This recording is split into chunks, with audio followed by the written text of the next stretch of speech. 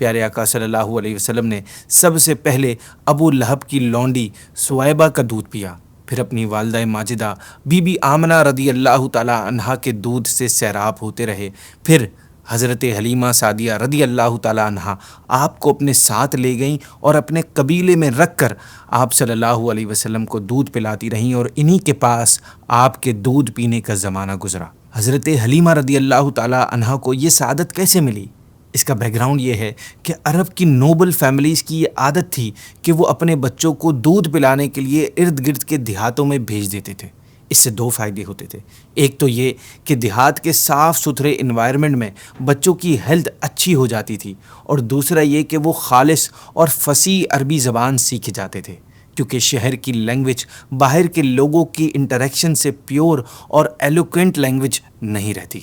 اب اس کا طریقہ یہ ہوتا تھا کہ دیہاتوں سے عورتیں آتی تھیں اور والدین سے بچوں کو لے کر دوبارہ اپنے دیہات لوٹ جاتی تھیں، پھر جب بچے کے دودھ پینے کا زمانہ پورا ہو جاتا تھا تو والدین آ کر رضائی ماں کو اس کی خدمت کی قیمت دے کر بچے کو واپس اپنے ساتھ لے جاتے تھے۔ دیہات سے یہ عورتیں سال میں 2 دفعہ اسپرنگ اور آٹم کے سیزن میں آتی تھیں۔ جس سال پیارے آقا صلی اللہ علیہ وسلم کی ولادت ہوئی، اس سال حلیمہ سعدیہ رضی اللہ تعالیٰ عنہا اپنے قبیلے کی 10 عورتوں کے ساتھ مکہ مکرمہ آئیں۔ آپ رضی اللہ عنہا فرماتی ہیں کہ میں بنی سعد کی عورتوں کے ساتھ دودھ پینے والے بچوں کی تلاش میں مکے کی طرف چلی۔ اس سال عرب میں بہت قحط پڑا ہوا تھا، میری گود میں ایک بچہ تھا، مگر بہت زیادہ غربت اور بھوک کی وجہ سے میں اس بچے کی غذائی ضروریات کو پورا نہیں کر پا رہی تھی۔ رات بھر وہ بچہ بھوک سے تڑپتا اور روتا بلبلاتا رہتا تھا، اور ہم اس کو چپ کرانے کے لیے پوری رات جاگ کر گزارتے تھے۔ ہمارے پاس ایک اونٹنی بھی تھی، مگر وہ بھوکی رہنے کی وجہ سے دودھ نہیں دے پا رہی تھی۔ مکہ مکرمہ کے سفر میں جس خچر پر سوار تھی وہ بھی اتنا کمزور تھا کہ قافلے والوں کے ساتھ نہیں چل سکتا تھا۔ میرے قافلے کے ساتھی بھی اس سے تنگ آ چکے تھے۔ خیر، بڑی مشکلوں سے یہ سفر طے ہوا۔ آپ رضی اللہ عنہ فرماتی ہیں کہ جب یہ قافلہ مکہ مکرمہ پہنچا تو جو عورت بھی رسول اللہ صلی اللہ علیہ وسلم کو دیکھتی اور یہ سنتی کہ یہ یتیم ہے تو کوئی عورت بھی آپ کو لینے کے لیے تیار نہ ہوتی تھی، کیونکہ بچے کے یتیم ہونے کی وجہ سے زیادہ پیسے ملنے کی امید نہیں تھی۔ ناظرین، اللہ پاک کی حکمت دیکھیں، اس کا کمال دیکھیں کہ بھوک اور غربت کی وجہ سے جسمانی کمزوری حضرت حلیمہ رضی اللہ تعالی عنہا کے لیے رحمت کا ذریعہ بن گئی۔ ہوا یہ کہ کوئی بھی آپ رضی اللہ عنہا کی کمزوری کو دیکھ کر آپ کو اپنا بچہ نہیں دے رہا تھا، اور چونکہ پیارے آقا کے والد دنیا سے تشریف لے جا چکے تھے، سو انعام کم ملے گا یہ سوچ کر دوسری عورتیں اس عظیم الشان خدمت سے محروم رہ گئیں۔ یہ دیکھ کر حلیمہ سعدیہ رضی اللہ تعالیٰ عنہا نے اپنے شوہر حارث بن عبد العزیٰ سے یہ کہا کہ اچھا تو نہیں معلوم ہوتا یہ کہ میں خالی ہاتھ واپس جاؤں، اس سے تو بہتر ہے میں اسی بچے کو اپنے ساتھ لے جاؤں جن کے والد کا انتقال ہو چکا ہے۔ شوہر نے اس سے ایگری کر لیا، اور اس طرح حضرت حلیمہ رضی اللہ تعالیٰ عنہا کو پیارے آقا کی رضائی والدہ ہونے کی سعادت مل گئی۔ حضرت حلیمہ رضی اللہ عنہا کو کیا معلوم تھا کہ اس در یتیم سے صرف انہی کا گھر نہیں بلکہ کائنات عالم کے مشرق و مغرب میں اجالا ہونے والا تھا۔ ناظرین، یہ اللہ پاک کا فضل تھا، اس کا کرم تھا کہ حضرت حلیمہ رضی اللہ تعالیٰ عنہا کی سوئی ہوئی قسمت بیدار ہو گئی، اور اللہ کے حبیب صلی اللہ علیہ وسلم آپ کی مبارک گود میں آ گئے۔ جیسے ہی آپ رضی اللہ عنہا پیارے آقا کو اپنے خیمے میں لائیں اور دودھ پلانے بیٹھیں تو نبوت کی برکات ظاہر ہونا شروع ہو گئی۔ اللہ پاک نے آپ رضی اللہ عنہا کے جسم کی کمزوری کو دور کر دیا، اور پھر پیارے آقا صلی اللہ علیہ وسلم نے اور آپ کے رضائی بھائی نے جو ان سے پہلے ان کے ساتھ تھا، دونوں نے خوب پیٹ بھر کر دودھ پیا، اور پھر دونوں آرام سے سو گئے۔ ادھر اونٹنی کو دیکھا تو اس کی کمزوری بھی دور ہو گئی اور وہ بھی دودھ دینے لگی۔ حضرت حلیمہ رضی اللہ تعالیٰ عنہا کے شوہر نے اس کا دودھ نکالا، اور میاں بیوی دونوں نے خوب سیر ہو کر دودھ پیا، اور دونوں پھر رات بھر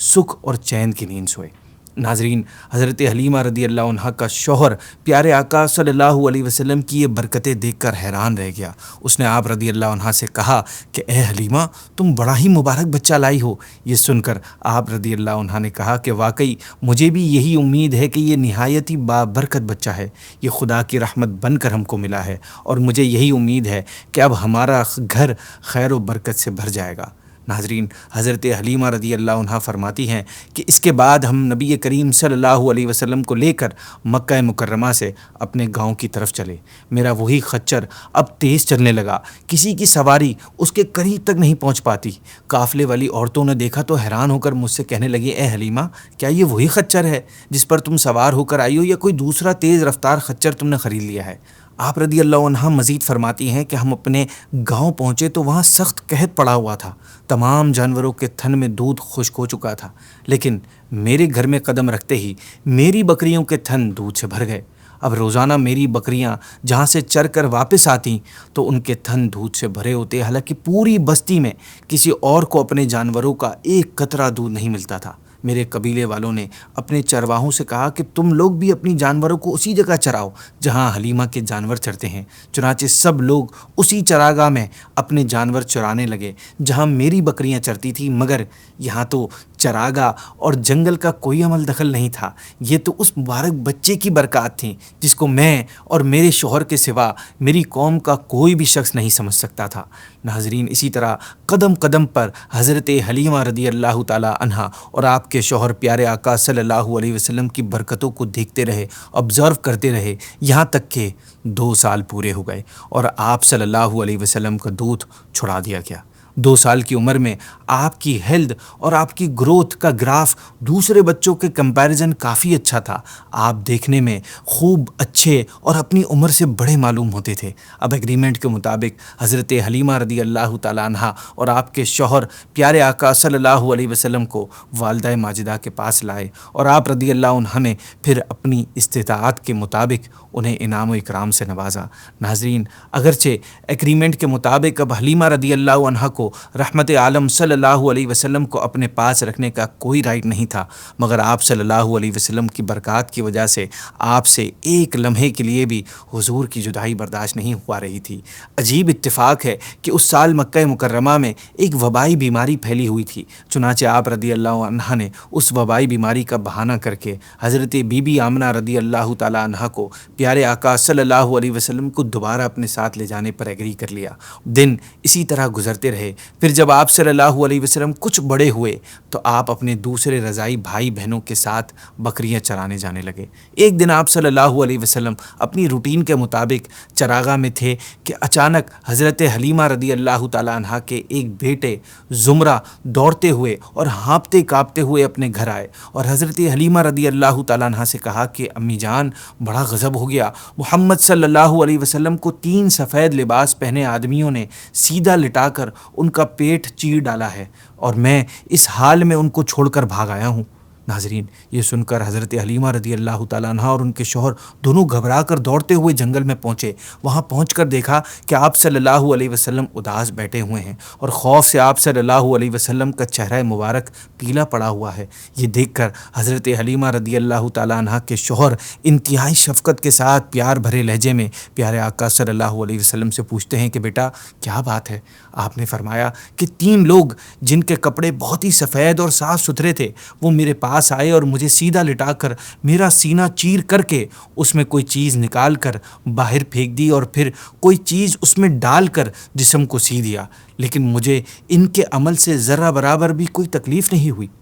ناظرین، یہ واقعہ سن کر حضرت حلیمہ رضی اللہ تعالیٰ عنہ اور ان کے شوہر دونوں بے حد گھبرا گئے۔ شوہر نے کہا، اے حلیمہ، مجھے ڈر ہے کہ ان کو پر شاید کچھ آسیب کا اثر ہے، اس لیے تم جتنا جلدی ہو سکے ان کو ان کے گھر والوں کے پاس چھوڑاؤ۔ اس کے بعد حضرت حلیمہ رضی اللہ تعالیٰ عنہ آپ کو لے کر مکہ مکرمہ آ گئی، کیونکہ اس واقعے سے آپ کو یہ خوف پیدا ہو گیا تھا کہ شاید آپ صلی اللہ علیہ وسلم کی حفاظت وہ نہ کر سکیں۔ خیر، حضرت حلیمہ رضی اللہ عنہ نے جب مکہ مکرمہ پہنچ کر آپ صلی اللہ علیہ وسلم کو حضرت آمنہ رضی اللہ تعالیٰ عنہ کے حوالے کیا تو آپ رضی اللہ عنہ نے کہا کہ اے حلیمہ، تم تو بڑی خواہش کے ساتھ میرے بچے کو اپنے ساتھ لے کر گئی تھی، پھر اتنا جلدی واپس لے کر آنے کی کیا وجہ ہے؟ حلیمہ سعدیہ رضی اللہ عنہ نے شک کے صدر کا واقعہ بیان کیا اور آسیب کا شک ظاہر کیا۔ اس پر بی بی آمنہ رضی اللہ عنہ نے فرمایا کہ ہرگز نہیں، خدا کی قسم، میرے نور نظر پر ہرگز کبھی بھی کسی جن یا شیطان کا عمل دخل نہیں ہو سکتا،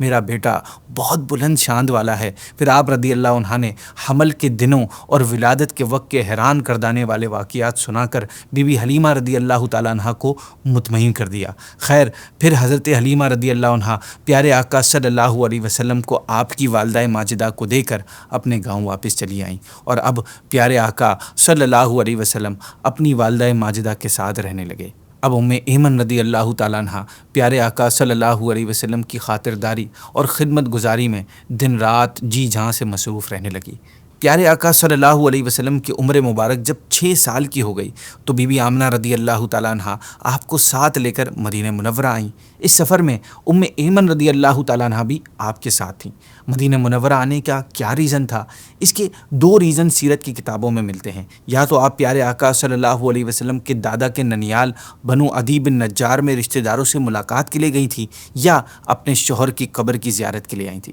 بہرحال وہاں سے واپسی پر ابوا نامی گاؤں میں بی بی آمنہ رضی اللہ تعالیٰ عنہ کی وفات ہو گئی، اور وہ وہیں پر آپ کو دفن کیا گیا۔ والد ماجد کا سایہ تو ولادت سے پہلے ہی اٹھ چکا تھا، اب والدہ ماجدہ کا ساتھ بھی ختم ہو گیا۔ بی بی آمنہ رضی اللہ تعالیٰ عنہ کی وفات کے بعد ایمن رضی اللہ تعالیٰ عنہ پیارے آقا صلی اللہ علیہ وسلم کو مکہ مکرمہ لائیں اور آپ کے دادا عبد المطلب رضی اللہ تعالیٰ عنہ کے حوالے کر دیا۔ آپ رضی اللہ عنہ نے انتہائی شفقت اور محبت کے ساتھ پیارے آقا کی پرورش کی، ساتھ ہی ایمن رضی اللہ تعالیٰ عنہ بھی آپ صلی اللہ علیہ وسلم کی خدمت کرتی رہیں۔ جب پیارے آقا صلی اللہ علیہ وسلم کی عمر مبارک 8 سال کی ہو گئی تو آپ کے دادا حضرت عبد المطلب رضی اللہ تعالیٰ عنہ کا بھی انتقال ہو گیا۔ دادا کی وفات کے بعد آپ صلی اللہ علیہ وسلم کی پرورش کی ذمہ داری چچا ابو طالب نے لی۔ ابو طالب کو پیارے آقا صلی اللہ علیہ وسلم سے بہت محبت تھی، ہر وقت وہ آپ کو اپنے ساتھ رکھنا اور کبھی بھی اپنی نظروں سے غائب نہ ہونے دینا۔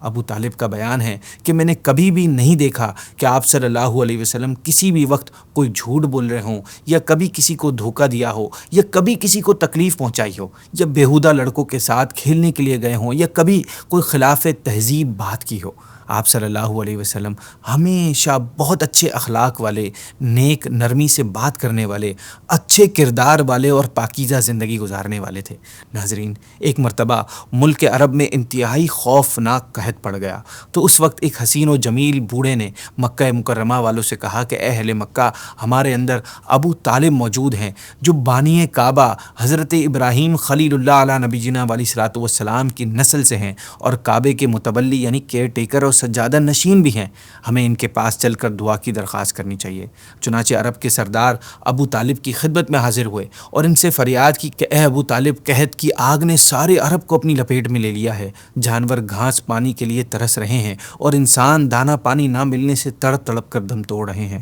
قافلوں کی ایکٹیویٹیز بند ہو چکی ہیں اور ہر طرف بربادی اور ویرانی پھیلی ہوئی ہے، اس لیے پلیز آپ بارش کے لیے دعا کر دیجئے۔ ناظرین، اہل عرب کی فریاد سن کر ابو طالب کا دل بھر آیا، چنانچہ ابو طالب نے پیارے آقا صلی اللہ علیہ وسلم کو اپنے ساتھ لیا اور حرم کعبہ میں پہنچ کر پیارے آقا صلی اللہ علیہ وسلم کو دیوار کعبہ سے ٹیک لگا کر بٹھا دیا اور خود دعا مانگنا شروع کر دی۔ دعا کے دوران پیارے آقا صلی اللہ علیہ وسلم نے اپنی انگلی مبارک کو آسمان کی طرف اٹھا دیا۔ بس آپ کا یہ کرنا تھا اور عرب والوں کا مسئلہ حل ہو گیا۔ ایک دم چاروں طرف سے بادل ظاہر ہونے لگے اور پھر اس کے بعد فوراً ہی اتنی تیز بارش ہوئی کہ سارے عرب سے پانی کی کمی ختم ہو گئی۔ جنگلوں اور میدانوں میں ہر طرف پانی ہی پانی نظر آنے لگا، میدانوں کی زمینیں سرسبز و شاداب ہو گئیں، قحط ختم ہو گیا اور سارا عرب خوشحال ہو گیا۔ اسی کی طرف اشارہ کرتے ہوئے ابو طالب کا ایک شعر بھی ہے، وہ گورے رنگ والے جن کے چہرے کے صدقے